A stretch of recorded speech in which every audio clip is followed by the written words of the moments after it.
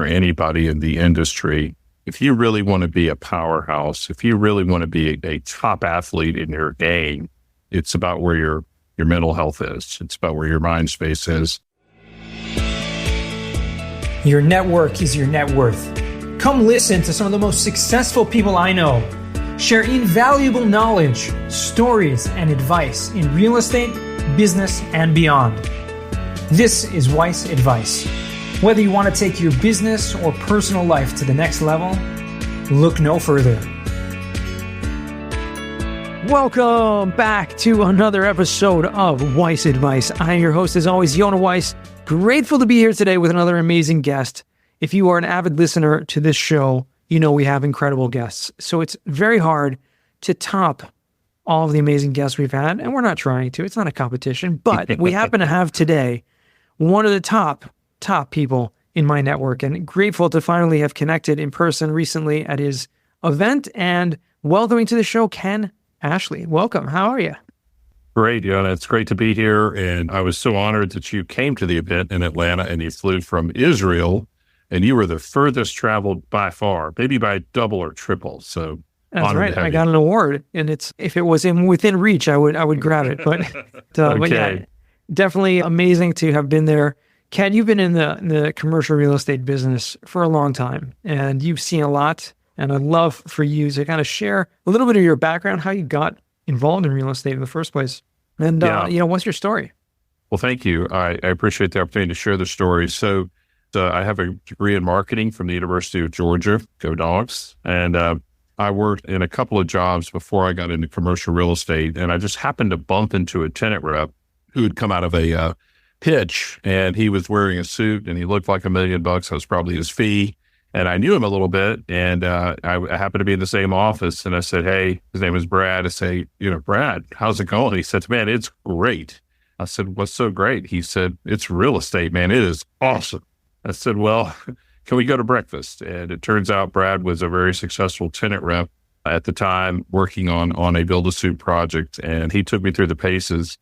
And I think that I am eternally grateful for that meeting, that someone reached down the ladder with me, didn't need to spend time with me, and I will spend the rest of my life trying to repay that breakfast.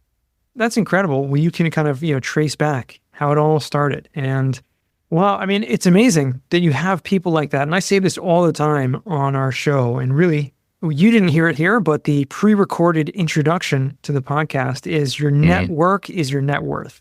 And I truly believe that to be the case, because it's who you know much more than what you know. And your, prime example of that breakfast that you mentioned changed your life. Really. It's incredible. It did. And then Brad helped me. I interviewed with 13 different firms. Cushman & Wakefield's the only firm I wanted to work for. I was one of the best days of my life. I got an offer, no salary, no draw, because I didn't want any debt. Back then, it's very different today. Not a lot of training. Anyway, I went home and I talked to my wife, Karen, whom you met, probably talked way too long. And then after about 30 minutes, she said, well, I have some news too. We're pregnant. And so I gave myself literally 9 months to make it or not. I was valeting cars at night, working until 4 a.m, working side jobs, everything you can imagine. And 8.5 months in, I almost quit.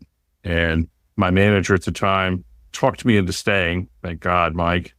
And a couple of weeks later, just before the baby, we hit a deal. And I took some of the fee from that very first transaction, and I bought the bed frame we sleep into this very day. So I wake up every morning and I am grateful. What's amazing is that for so many people, getting into real estate, especially commission-based, is very difficult unless you have, savings, or you have another job or whatever, because you're hoping for, something to come through, and it can take months. It can take, years even for some people. But I see so many people drop off out of the commercial real estate world because of that. I mean, you've been now in the business for quite a while, and you have a lot of people working under you and working with you. Do you see that turnover that I'm referring to, of people just kind of, trying it out and it just doesn't work for them? Certainly. And a senior broker told me my first year, you got to stay around long enough to be successful, because it does take time. And here in my firm, most folks stay. We work real hard to select in people that are going to stay with it and support them. But surely it's a very tough, very competitive business. And if you look at someone's life, you would want to do it when you're young because you don't have the financial commitments likely of the house, the spouse, and the kids. Now, talking about just kind of being successful, speaking with kind of the younger reps that come in that you're working with, what's some of and especially there's a lot of people listening to this show who want to learn from people like yourself. What are some of the best tips? I mean, you gave already a few, but some others for people starting out in the business to look out for. Sure. So my job is to find and maintain relationships that lead to profitable commercial real estate transactions. That's my mission. I wake up every morning thinking about relationships and supporting them. And I would say a couple of things about those relationships. We really strive hard on my team to practice the 70-30 principle. And the 70-30 principle is that in any interaction, but certainly at lunch, 70% of the conversation that you initiate is about the other person. There's a guy named Harvey McKay who wrote a book called Swim with the Sharks Without Being Eaten Alive. He differentiated an envelope company in Minneapolis, Minnesota, a white envelope company, no differentiation at all. But his salespeople learned something called McKay 66. You can Google it. It is free. And we have a version of that. So when we talk with someone, every time we're trying to gather information and learn more about them. And remember, and before we go meet with them again, we review the information and we say, how's Johnny doing on the Braves baseball team in Little League? And people just love the fact that we can remember. People generally don't care what you know. They assume that you know what you're doing. What they care about is what you know about them and what you can remember. You're an expert at that. I mean, it's amazing how much you remember about people. And I've seen it obviously on social media. You share a lot of these kind of tips. And just one thing you shared recently, whether it was yesterday or the day before, obviously this podcast is going to air a few weeks from now, but about going to a lunch and looking at the menu online beforehand so you know exactly what you're going to order, and then looking at the menu when everyone else is looking at their menus, but you're thinking about the game. You're thinking about the conversation, you're thinking about the relationships and what you can, how you can further that conversation. It's true, and I appreciate the thought. The reason we do that, there was some misinterpretation in social media, shocker, about that. It's really not about the food. It's making sure that we're focused on the individual. And what I couldn't really express in this, and what I'll tell you, another secret to success, is 85% of information is communicated non-verbally. And there's a great book, Joe Navarro, he's a retired FBI special agent, called What Everybody Is Saying. And Joe, when he talks to people, likes to talk without a table, because the most honest part of the body are the feet. And it's a whole separate discussion as to why that is the case. But I commend you, if you're new in the business, if you'll focus on other people first and really remember and listen, and we need to talk about tactical listening, but if you will also read their nonverbals. Nonverbals are free. You can tell what the other person is saying for free if you only know how to read it. And if you're good at it, you can use that to great success. It is really, really important. So Joe Navarro, What Everybody Is Saying, New York Times bestseller, go get that book. Incredible. We haven't really talked a lot about body language on this podcast before, but it's so important. I think one of the things that gets overlooked so much in conversation is not what you're saying, but how you're listening and what's going on between the conversation, between the words that are being said. Because like you said, body language is, a huge 85% of that. And that gets overlooked a lot. And you can tell a lot about a person. I never knew the thing about the feet. That's new to me. And that's fascinating. I'll have to look into that. I haven't read that book yet, so we're going to definitely put that on the book list. But in general, just body language, it's fascinating to see when someone is not telling the truth or something like that, certain things they do, certain directions they look, or with their eyes or hands and things like that, gestures. It's just a fascinating subject. It is. And two quick things. So the feet, the way that plays out is at the cocktail party. If you look down through without being obvious about it, if one of their feet is pointed 45 degrees away, they say if the belly's away, they don't want to stay. So they're signaling to you it's time to conclude the conversation. The other way this thing plays out is in comfort behavior. Humans are always trying to become more comfortable. And when we go into a situation, you'll see a woman will touch the nape of her neck or play with their hair or jewelry. Men will touch their clothing or wash their legs. That's a sign that they're uncomfortable. And it allows you to adjust the communication that you're having or conclude it because they're tired of talking to you we've all run into people in life that can't read the room. Yeah. Young people need to be an expert in reading the room. Especially. So great advice for people starting out. Great advice for people in general. Because like you said, commercial real estate in general is a people business. It's a relationship business. It's not a property business. And relate this amazing story. I've shared it once before on the podcast, I think years ago, but an incredible thing. When I first started out in real estate, I did a bunch of things, but at a certain point I got my residential brokerage license and was working, together with, actually became partners later with a guy who run a small brokerage called Synergy Real Estate. And that's a whole reason why I actually approached him. Because of that word, I had just literally finished reading The 7 Habits of Highly Effective People. And then I saw this sign, Synergy Real Estate. I was like, wow, that's amazing. I'm going to go meet this guy. Ended up meeting him. He ended up hiring me. Long story short, we did, over the course of about a year and a half, we worked with a lot of other brokers. You have to, when, the buyer side, the seller side, et cetera, well over 100 for sure. In that, one of these brokers, I handed him a business card and we had made a logo together of Synergy. And it was like a shape of two people. It was kind of like of two people kind of intertwining, right? Intertwining somehow, kind of showing the synergy, whatever. I gave him the thing. He's like, what's this logo? This guy, this broker, he's like, what's this logo? You're a real estate broker. Like, it should be like a house or a building or something like that. And I was like, no, you don't understand. Like, real estate is all about people, right? It's all about this people business. And he's like, he kind of blew it off. And that was like a red flag for me. Now, this guy, I didn't know him very well. I had dealt with him once. Wasn't really impressed with him. My partner ended up a couple months later doing another deal with this certain individual broker. And I told him, just be careful. Just be careful with this guy. I had a bad feeling when I met him the first time. And he was like, okay, I'll be careful. He ended up, after the deal was done, basically snubbing like half or 2/3 of the commission that was owed to my partner. And to me, I knew ahead of time that was going to happen, because when all you think about is the buildings or the houses, when you think about the money, you're not thinking about the people, the relationships involved. So that's just a kind of anecdote to show how the power of what real estate is really all about, and the integrity to make sure that that stays with you throughout your life, because one simple mistake can mess up, years of hard work of building those relationships. Well, thank you for sharing this story. I'm sorry about the fee issue, but I'm glad that you had the feeling, the ability to read people, and I know that about you, and I want your audience to know you have such great respect by me and by so many others, and you're a man of integrity, and I appreciate this content that you're putting out. I know you work hard on it, so thank you, Yonah. For sure. Yeah, I love the social media aspect of it. I mean, you're a beacon in the social media world. All right. For people who don't know, Ken established something called the CREI list, right? The Commercial Real Estate Investing List, and is in part and parcel with the conference, the CRI Summit that you've put on for years. I'd love for you to kind of walk us back.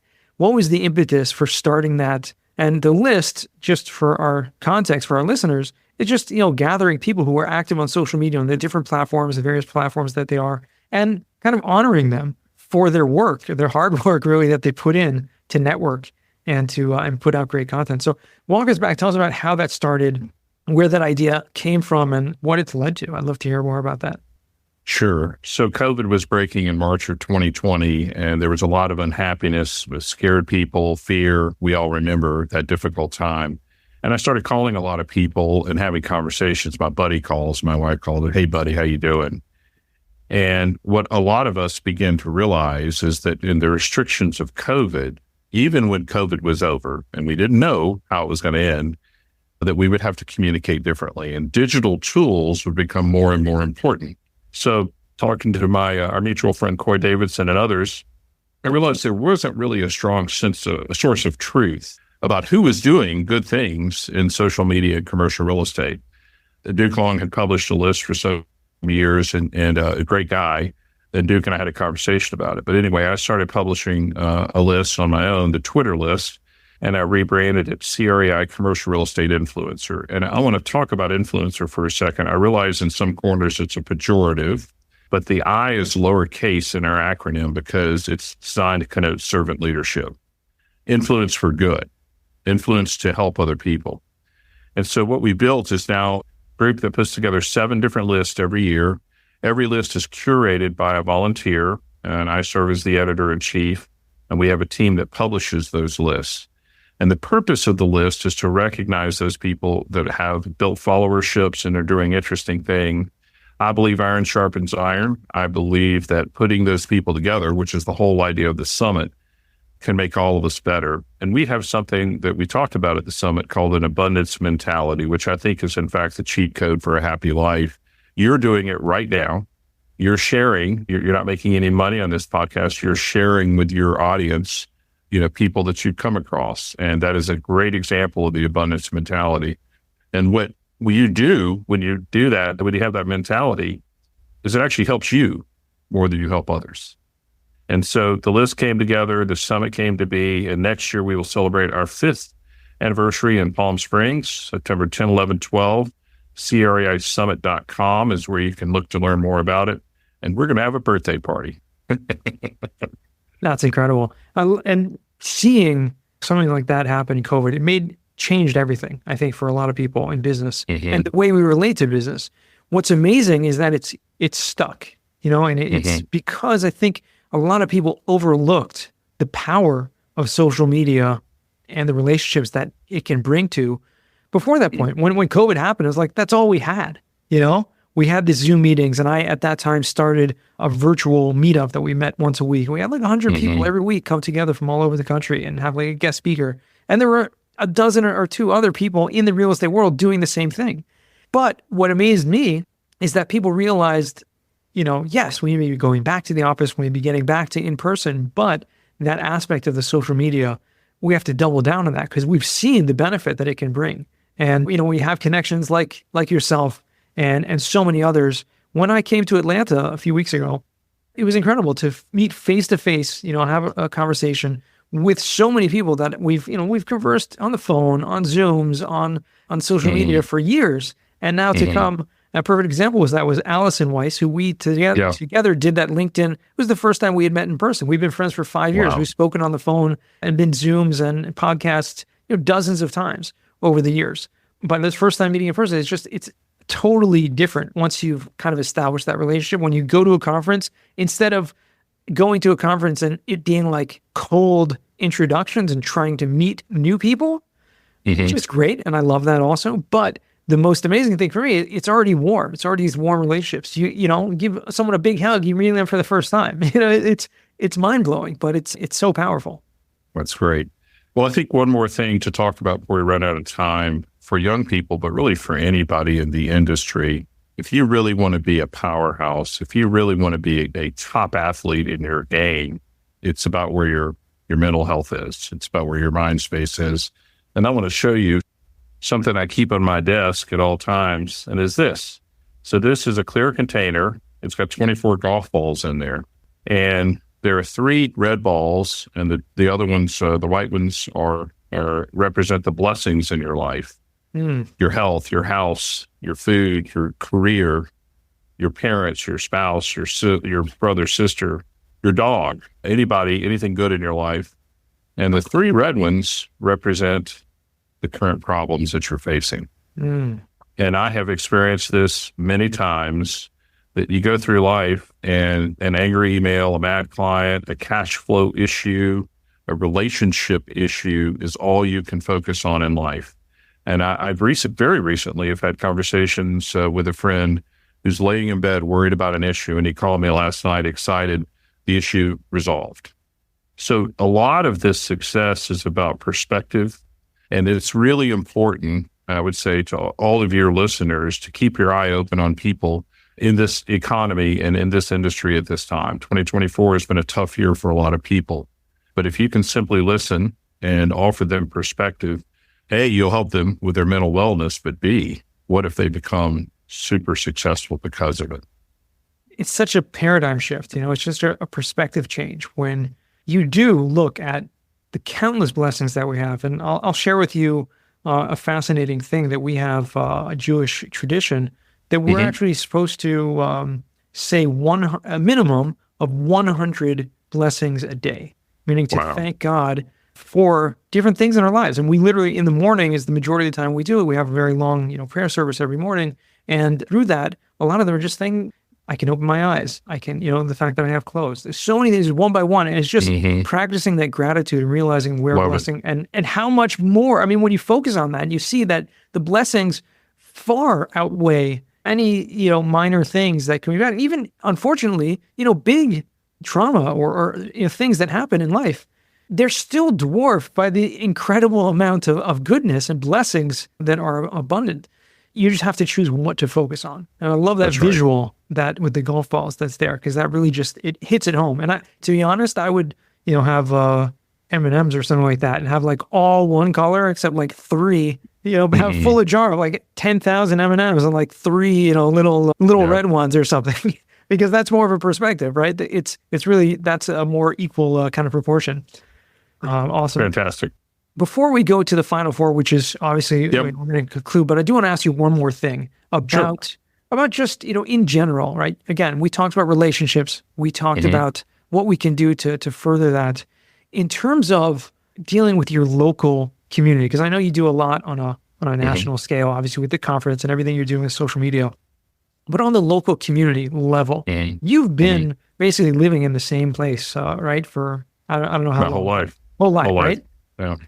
How do you put the importance to someone else out there who's kind of listening to this, like focus the importance on giving back to the community and focusing on building and being involved in the community on a community level, as opposed to, yes, there's what to be said about kind of moving to a big city and kind of doing the networking involved there versus I'd love to kind of hear your perspective on that for someone who's lives in a town like that.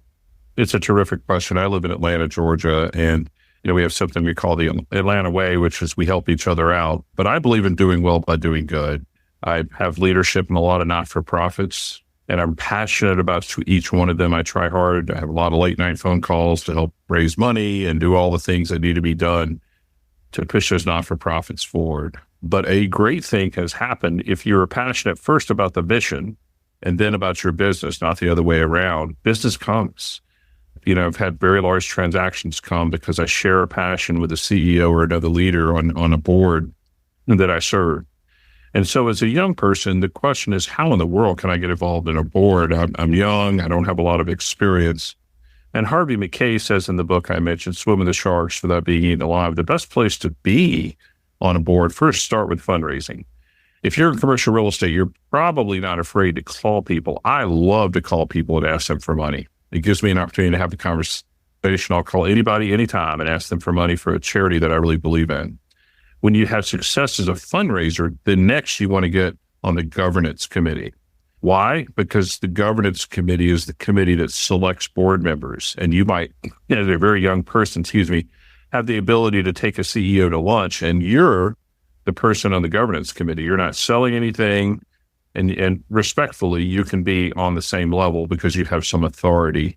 So back to your question, I think by serving our community, and I see a lot of my friends in the industry that work real hard and go home and spend time with their families and play golf, and that's it. Okay. I mean, it's not a bad life, but if you will simply add the dimension of giving back to the community, how do you find a board to serve on or what you're interested in? Well, first of all, talk to your broker or the leader and help them find a board that can be impactful to the community, but also impactful to you. And if that really isn't an option, you could look at your local book of list for large not-for-profit organizations and something you share a passion with. Did you like music? Well, okay, there are plenty of not-for-profits around music, art, youth, all youth endeavors, et cetera. And pick one and go lean in and really love that organization. I assure you, you will get a high ROI in your business as well. I love that. It's so impactful. There's so much you can do. And there's an endless amount of need in every local community. And just to be part of it, I'm a big proponent of giving back and being a part of the community, sharing and going out of your way to seek it, not waiting for people to come to you. That's right. And that's a big difference also, going out of your way to see how I can add value, how I can give. Who needs, right? That's really a much more thoughtful way of giving than waiting for someone to come to you, which is great. Don't get me wrong. You should do that as well. I get approached all the time and happy to give, but going out of your way to look for it, it really puts the ball in your court as a giving person to see what you can do, not only your local community, obviously, but at large. But I love that you shared that. And I love that you're actually, involved in the local community as well on that level. I mean, having lived there your whole life, I would assume that you like it there. So you want to make sure that it continues to be a great place to live for everyone. I'm a big fan of grits, for the records. Yeah. Okay, good to know. All right. I'll put that in the storehouse. There you go. Well, Ken, I'd love to transition now what we call the final four. These are four questions we ask all our guests. And the first one for you is, what is the worst job that you ever had? Well, I had a lot of interesting jobs. And I think one of the worst was washing dishes at a dining hall, because I couldn't interact with people. And my job was just I didn't mind the manual labor, but I was interacting with inanimate objects all shift. And that was a difficult job. And you didn't ask, but the best job at the beginning of my career, we used to sell microwave ovens. It's hard to believe that we used to do that, but when they were a new device, and there was a lady who was a retired pharmaceutical rep who opened up one of those stores, and she taught me so much about selling. I was a young college student, and there were, women coming in looking to buy a microwave, and she would literally watch me from around the corner. And after the woman left, if I didn't make a sale, she would say, "You should have done this, this, and this." And I learned so much from that job. So washing dishes, not so great. Selling, great. And you stuck with it, right? I did. Selling is definitely something that led you to where you are. Second question, what's a book you've read that's given you a paradigm shift? And I know you've already mentioned a couple great books, which we'll add to the book list for sure. But if there's something else that's kind of made you change the way you've thought about something. If you'll permit me, I want to mention two. So Building Your Story Brand by Don Miller, which we talked about at the conference, and you got to meet Dr. J.J. Peterson, who's a great speaker, really fundamentally changed the way I think about marketing. And the super quick takeaway from the book is, we as brokers have been saying, we're the hero of the story. I'm great, I'm great, I'm great. When really, if you have seen Star Wars, not to date myself, Luke Skywalker was the hero, and we're really Yoda. We're the individual that helped him transition from here to there. And so our client is the hero. So that's a formative takeaway from building a story brand. And then the second is a book called The Goal, which was the best book I read in college. And it's a story, it's a fictional story about a factual issue. A man running a plant is having difficulty. And if you'll go and read that book and understand how he problem solves, he's having problems with his wife, with his boss, and his plant is about to get shut down. It's a fascinating story in and of itself, but there's so many life lessons in that about how to problem solve on a macro basis. And one thing I know about commercial real estate, that we do have to mind relationships, but we have to be able to run a process and solve a problem. Fascinating. Yeah, that's one I've never heard of. The Goal, you said it's called? Yeah, I'm going to mispronounce the, I think it's Elliot Yarderat, but just Google The Goal and Elliot and it'll come up. Okay, we'll make sure to do that and put that in the show notes for anyone who wants to check out that book. It's fascinating, and obviously a book that reads like a story is usually much easier to follow, and obviously the lessons that can come out of that are, boundless. So yeah, looking forward to all these amazing books. Thank you for sharing. The Story Brand, of course, that was incredible to hear from Dr. JJ and at the conference, and I've been a fan of his, and not his, but of the work in general, Story Brand, for a while. So good to hear a lot of those practical kind of techniques that he gave. And then finally, third question, what's a skill or talent that you would like to learn? I'm trying to learn Spanish, not very far along in it, but we have a growing and thriving Hispanic and Latinx community here in Atlanta. And I see so many people, and I don't need to be an expert, but I want to be able to say hello and have a basic conversation. There you go. It's definitely doable. Go for it. There's a lot of apps out there also nowadays that can help you learn. But there's nothing really better than just trying a conversation in person, or traveling. Have you traveled to any Spanish-speaking countries before? That would be a great way to increase your knowledge of the language. Yeah, andale.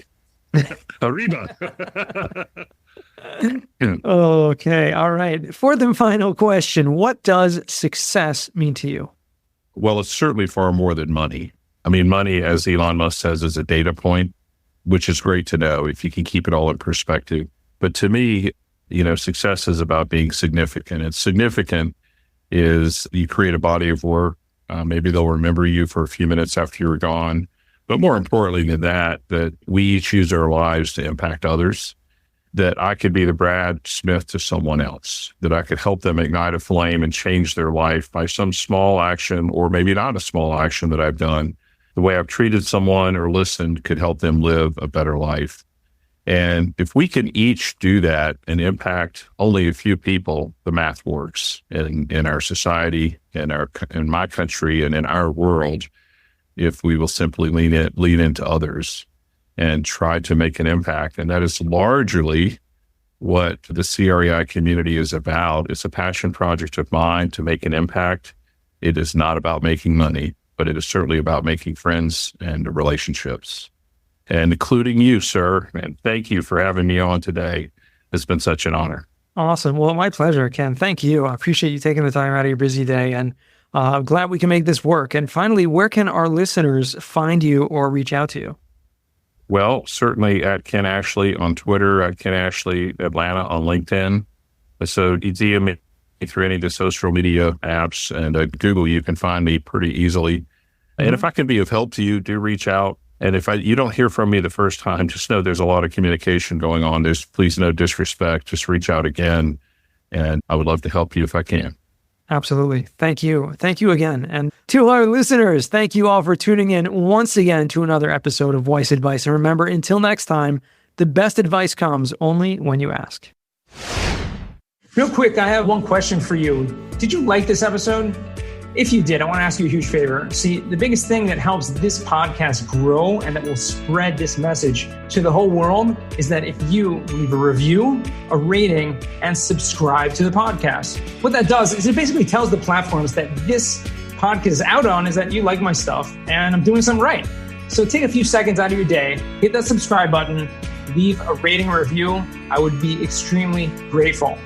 Also, I want to hear from you guys. So I want to hear some feedback. If you have any questions for future episodes, please find me on LinkedIn. Send me a DM, a connection request, Yonah Weiss, and I'd love to hear from you.